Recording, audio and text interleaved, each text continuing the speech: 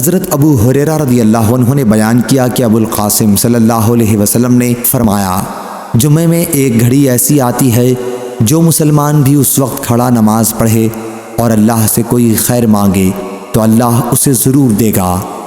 حضرت صلی اللہ علیہ وسلم نے اس ساعت کی وضاحت کرتے ہوئے اپنے دست مبارک سے اشارہ کیا اور اپنی انگلیوں کو درمیانی انگلی اور چھوٹی انگلی کے بیچ میں رکھا، جس سے ہم نے سمجھا کہ آپ اس ساعت کو بہت مختصر ہونے کو بتا رہے ہیں۔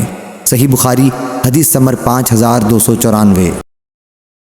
عبداللہ بن یوسف تنیسی نے بیان کیا، انہوں نے کہا کہ ہمیں امام مالک نے نافع سے خبر دی اور ان کو حضرت عبداللہ بن عمر رضی اللہ عنہ نے کہ رسول اللہ صلی اللہ علیہ وسلم نے فرمایا کہ تم میں سے جب کوئی شخص جمعے کی نماز کے لیے آنا چاہے تو اسے غسل کر لینا چاہیے۔